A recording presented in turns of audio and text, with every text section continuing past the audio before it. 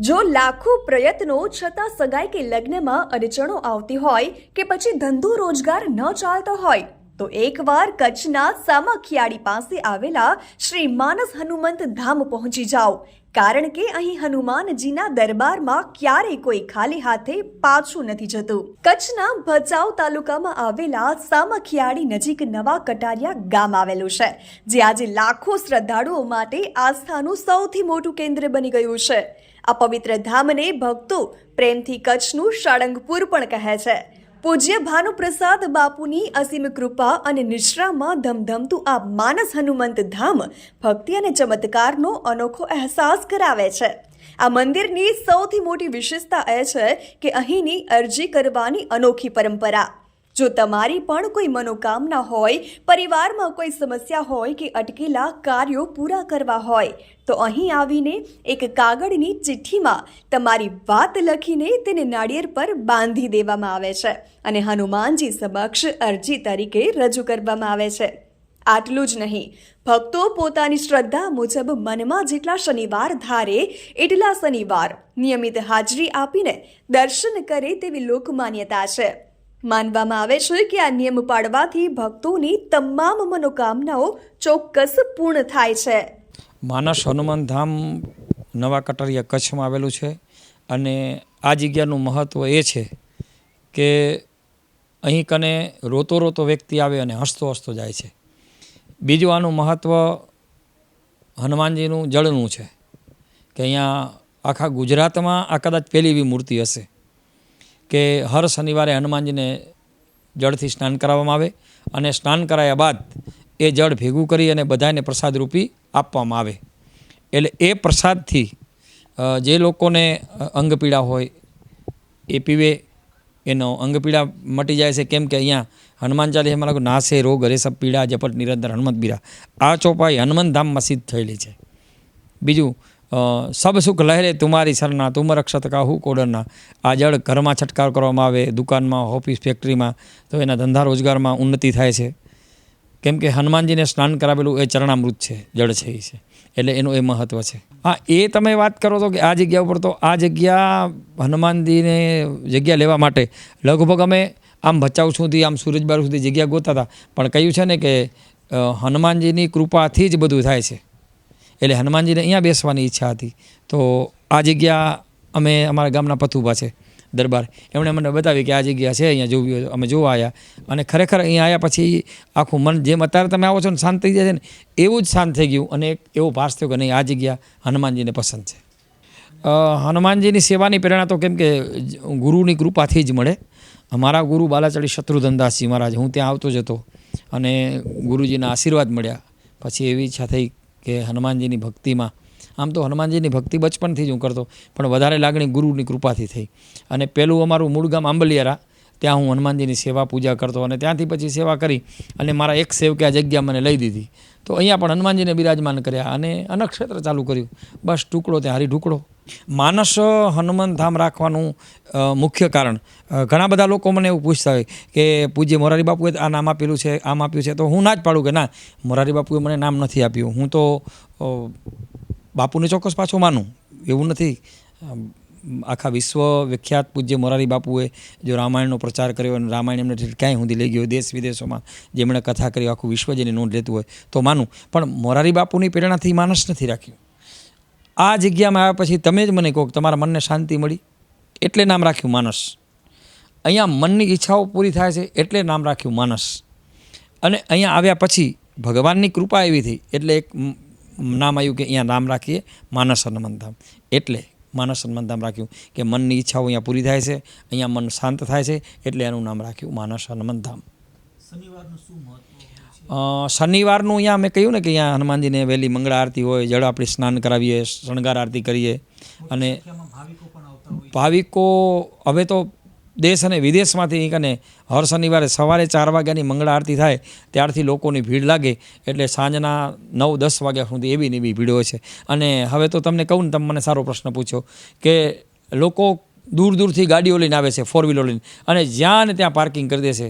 પહેલી વસ્તુ કે તમે અહીં આવો તો એકદમ સાઈડમાં ગાડી, કોઈને ડિસ્ટર્બ ન થાય, કોઈને ન નડે એવી રીતે ગાડી પાર્કિંગ કરો, સાઈડમાં ગાડી પાર્કિંગ કરો. મોટું પાર્કિંગ મેદાન છે, એમાં ગાડીને પાર્કિંગ કરી સાઈડમાં મૂકી અને તમે દાદાના દર્શન કરવા આવો. એટલે પાર્કિંગની સમસ્યા એટલી બધી હમણાં વધી ગઈ છે. છેલ્લા 13 વર્ષથી આ જગ્યા અહીં કને હનુમાનજીની પ્રતિષ્ઠા કરીને બિરાજમાન થઈ છે.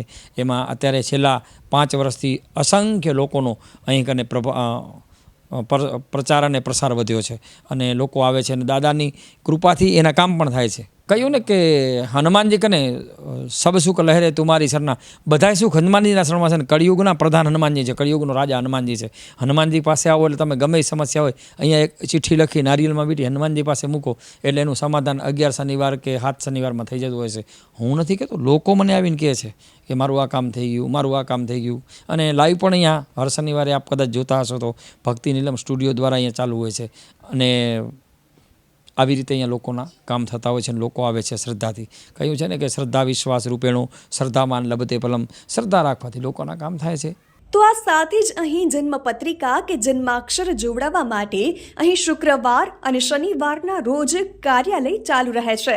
સૌથી સુંદર વાત એ છે કે આ પવિત્ર ધામ આવતા દરેક દર્શનાર્થીઓ માટે 24 કલાક નિઃશુલ્ક ભોજન અને રહેવાની સુંદર વ્યવસ્થા ઉપલબ્ધ છે. મંદિરના દરવાજા ભક્તો માટે 24 કલાક ખુલ્લા રહે છે.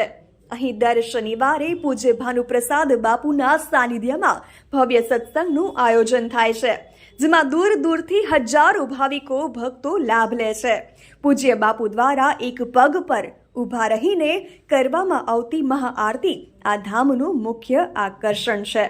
તો જો તમે પણ જીવનની કોઈ પણ મુશ્કેલીમાંથી પસાર થઈ રહ્યા હોય અથવા તો આ દિવ્ય ધામના દર્શન કરવા માંગતા હો તો એકવાર કચ્છના આ પવિત્ર તીર્થ સ્થાનની મુલાકાત અવશ્ય લો. જે પણ માણસો મનના જે વિચારો હોય છે અહીંયા 100% સિદ્ધ થાય છે. કારણ કે અહીંયા પૂજ્ય બાપુનો મેઇન ઉદ્દેશ ખાસ તો જમાડવાનું છે કે કોઈ પણ વ્યક્તિ અહીંયાથી જમ્યા વગર એટલે કે પ્રસાદ લીધા વગર જાય નહીં. બીજું અહીંયા જે પણ મનની મનોકામના હોય છે એ પૂર્ણ થાય છે. કારણ કે અહીં જે દાદાની મૂર્તિ છે એ મૂર્તિનો પ્રભાવ જ એટલો છે કે તમે ફક્ત ખાલી એમના દાદાના દર્શન કરો ને તો પણ તમારા એ દર્શન સિદ્ધ થઈ જાય છે અને જે પણ મનની મનોકામના હોય છે એ પૂર્ણ થાય છે. જય સિયારામ. જય શ્રી રામ, જય મા મોગલ, જય મા સોનલ. આજ રોજ હું અવારનવાર હનુમાનજી મહારાજના દર્શને આવું છું અને ભાનુદાદાના પણ મળું છું. આ જગ્યામાં આવવાથી મને એક મારા જીવનની અંદર હું અનેક જગ્યાએ જાઉં છું પણ આ જગ્યાનો એક વાઇબ્રેશન છે ને અલગ પ્રકારનું છે. શનિવારે અનેક જગ્યાએ માણસો જતા હોય મંદિરોમાં. આપણે હનુમાનજી તો અમર છે અને એના અનેક મંદિર છે, સાળંગપુર છે, બધી જગ્યાએ છે. પણ આ એક જ એવી જગ્યા છે કે જ્યાં માણસોના દુઃખ દૂર થાય છે. કેમ કે કોઈ કેન્સર હોય, એડ્સ હોય, રોગ હોય અને કોઈ વ્યવિચાર ન થતા હોય કોઈ બાળકો માટે, તો આ એક કોઈ ચમત્કાર નહીં પણ એક શ્રદ્ધા. અને હંમેશા મારા તો અમને એકવાર હું લોકોને કહું છું કે જીવનમાં શ્રદ્ધામાં માનજો પણ અંધશ્રદ્ધામાં ના માનો. તો આજે ભાનુદાદાનો એક જ હેતુ છે કે અહીં આવો, તમે જોવો, ભોજન લ્યો, પ્રસાદ લ્યો. તો આ જગ્યાનો પ્રભાવ એવો છે અને હનુમાનજી દાદા સાક્ષાત છે. તો જેમ સાળંગપુર તમે જાઓ છો ત્યાંય પણ આપણે દાદા જ છે, પણ જગ્યાના પ્રભાવમાં કેવું ભગવાન તો બધી જગ્યા એક જ છે પણ ત્યાં જે આવકાર હોય ને, આવકારો મીઠો હોય ત્યાં જવાય, આવકાર મીઠો હોય ત્યાં કોઈ દિવસ ન જવાય. પછી ભલે 32 ભાતના ભોજન મળતા હોય, કોઈ કામના નથી.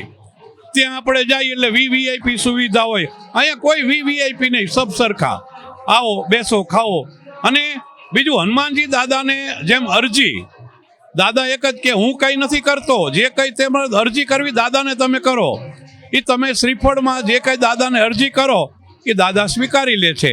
એટલે આ એક ચમત્કાર કયો, શ્રદ્ધા કયો, પણ દાદાનો હેતુ એવો કે અંધશ્રદ્ધામાં ન માનો, શ્રદ્ધામાં માનો. દર શનિવારે આવું છું, 7-8 મહિનાથી આવું છું અને આરતીબાની ગાડીમાં આવું છું પણ કોઈ દિવસ હેરાન નથી. આવતા શનિવારે એક ગાડી બગડી ગઈ હતી પણ 10-15 મિનિટમાં બીજી ગાડી આવી ગઈ હતી. એટલે અમે કોઈ દિવસ કોઈ હેરાન થતું નથી. એટલો વરસાદ હતો તોય અમે કોઈ દિવસ હેરાન થયા નથી અને દાદાનો એટલો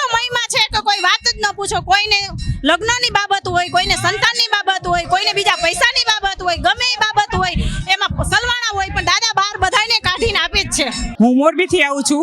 હું અહીંથી 8 વર્ષથી આવું છું, પણ બાપુનો પૂરી મને શ્રદ્ધા છે મને હનુમાન દાદા ઉપર કે હનુમાન દાદા પરચા એવા પૂરે છે ને શ્રદ્ધા પૂરી હોય ને તો હનુમાન દાદા જરૂર કામ કરે છે આપણું.